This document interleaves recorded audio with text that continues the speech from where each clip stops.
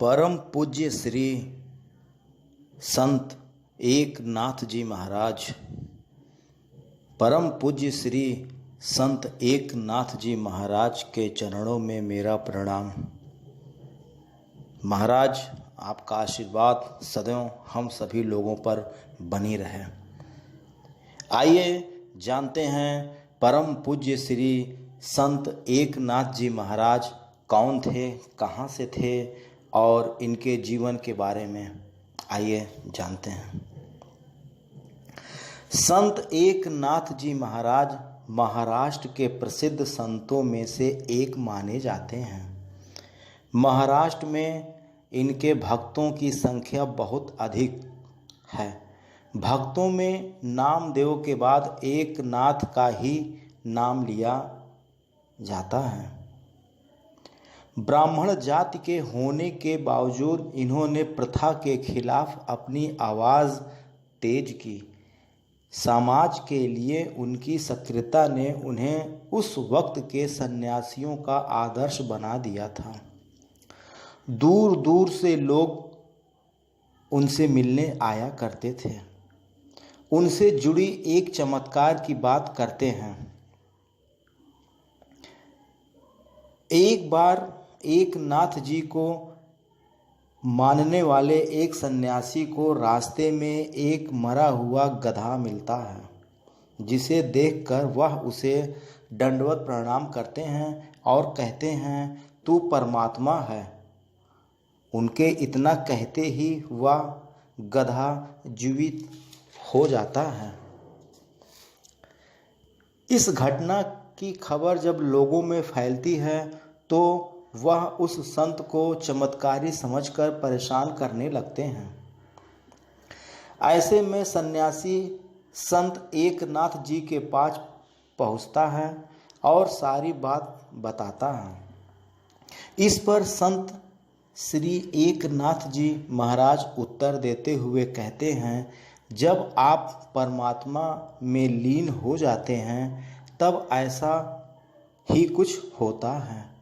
माना जाता है कि इस चमत्कार के पीछे संत एकनाथ जी का ही हाथ था। 18 मार्च को संत एकनाथ जी की षष्ठी मानी जाती है, जिसे सद्गुणों के भंडार श्री संत एकनाथ जी की स्मृति में हर्षोल्लास के साथ मनाया जाता है। संत एकनाथ जी के जीवन चरित्र पर नज़र डालते हैं।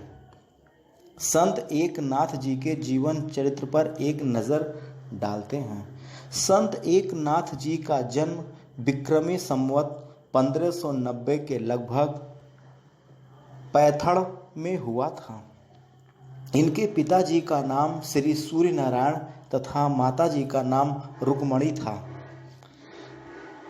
जन्म लेते ही इनके पिता का देहावसान हो गया तथा कुछ समय के बाद इनकी माताजी भी चल बसी। इसलिए इनके पितामह चक्रमणि के द्वारा इनका लालन पालन हुआ। एकनाथ जी बचपन से ही बड़े बुद्धिमान थे। रामायण, पुराण, महाभारत आदि का ज्ञान इन्होंने अल्पकाल में ही प्राप्त कर लिया था। इनके गुरु का नाम श्री जनार्दन स्वामी था। श्री गुरु से थोड़ी ही साधना से इन्हें दत्तात्रेय भगवान का दर्शन हुआ। श्री संत एकनाथ जी ने देखा कि श्री गुरु ही दत्तात्रेय हैं और श्री दत्तात्रेय ही गुरु हैं। उनके बाद इनके गुरु ने ही श्री कृष्णोपासना की दीक्षा देकर शूलभंजन पर्वत पर रहकर तप करने की आज्ञा दी। कठोर तपस्या पूरी करके ये गुरु आश्रम पर लौट आए। तदनंतर गुरु की आज्ञा से तीर्थ यात्रा के लिए निकल पड़े। तीर्थ यात्रा पूरी करके श्री एकनाथ जी अपनी जन्मभूमि पैथड़ लौट आए और दादा दादी तथा गुरु के आदेश से विधिवत गृहस्थाश्रम में प्रवेश किया। इनकी धर्मपत्नी का नाम गिरिजाबाई था। वह बड़ी पतिपरायणा और आदर्श गृहिणी थी। श्री एकनाथ जी का गृहस्थ जीवन अत्यंत संयमित था। नित्य कथा कीर्तन चलता रहता था। कथा कीर्तन के बाद सभी लोग इन्हीं के यहाँ भोजन करते थे। अन्नदान और ज्ञान दान दोनों इनके यहाँ निरंतर चलता रहता था। अन्नदान और ज्ञान दान दोनों इनके यहाँ निरंतर चलता रहता था। इनके परिवार पर भगवत कृपा की सदैव वर्षा होती रहती थी, इसलिए अभाव नाम की कोई चीज नहीं थी। श्री एकनाथ जी महाराज में अनेक सद्गुण भरे हुए थे। उनकी क्षमा भावना तो अद्भुत थी। वह नित्य गोदावरी स्नान के लिए जाया करते थे। रास्ते में एक सराय थी, वहाँ एक विधर्मी रहता था। एकनाथ जी जब स्नान करके लौटते तो वह इन पर कुल्ला कर दिया करता था। इस कारण इन्हें नित्य 4-5 बार स्नान करना पड़ता था। एक दिन तो उसने दुष्टता की हद कर दी। उसने एकनाथ जी पर 108 बार कुल्ला किया। उसने एकनाथ जी पर 108 बार कुल्ला किया और एकनाथ जी को 108 बार स्नान करना पड़ा। पर एकनाथ जी की शांति ज्यों की त्यों बनी रही। अंत में उसने अपने कुकृत्य का पश्चाताप किया और वह श्री एकनाथ जी की भक्त बन गया। अंत में उसने अपने कुकृत्य का पश्चाताप किया और वह श्री एकनाथ जी का भक्त बन गया। श्री एकनाथ जी की भूत दया भी अद्भुत थी। एक बार वह प्रयाग से गंगा जल कावड़ा में भरकर श्री रामेश्वर जी जा रहे थे। रास्ते में प्यास से छटपटाता हुआ एक गधा मिला। श्री एकनाथ जी महाराज कावड़ा का सारा जल गधे को पिला दिया। साथियों के आपत्ति करने पर इन्होंने कहा, भगवान रामेश्वर कण कण में निवास करते हैं। उन्होंने गधे के रूप में मुझसे जल मांगा, इसलिए मैंने सारा जल रामेश्वर जी को ही चढ़ा दिया। गधे के द्वारा पिया हुआ सारा जल सीधे रामेश्वर जी पर चढ़ गया। इस प्रकार की अनेकों घटनाएं श्री एकनाथ जी महाराज के जीवन में हुई, जिससे उनके दिव्य जीवन की झलकियां मिलती हैं।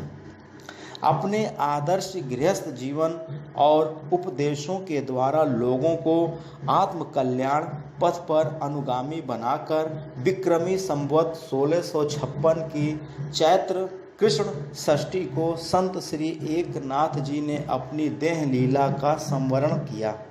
इनकी रचनाओं में प्रमुख हैं श्रीमद् भागवत एकादश स्कंद की मराठी टीका, रुक्मिणी स्वयंवर, भावार्थ रामायण आदि प्रमुख हैं। परम पूज्य श्री एकनाथ जी महाराज, परम पूज्य श्री संत एकनाथ जी महाराज के चरणों में मेरा कोटि कोटि प्रणाम। आप सभी लोगों पर इनका आशीर्वाद बना रहे। हमने इनके जीवन के बारे में कुछ बातें आपको बताया है। आप लोग इसे सुनिए और समझने की कोशिश करिए। यदि कोई त्रुटि होती है तो क्षमा करिएगा और आप सभी लोगों पर परम पूज्य श्री संत एकनाथ जी महाराज का आशीर्वाद सदैव सदैव सदैव बना रहे। राधे राधे।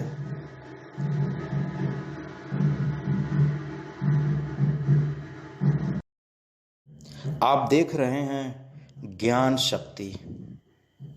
मैं इसी प्रकार महापुरुषों के जीवन से जुड़ी अमृतवाणी आप तक लाता रहूँगा। आप लोग चैनल पे बने रहें, ज़्यादा से ज़्यादा शेयर करें ताकि ज़्यादा से ज़्यादा लोग लाभ उठा सकें और महापुरुषों के जीवन से जुड़ी अमृतवाणी जान सकें। इसलिए ज़्यादा से ज़्यादा शेयर करें ताकि ज़्यादा से ज़्यादा लोग लाभ उठा सकें।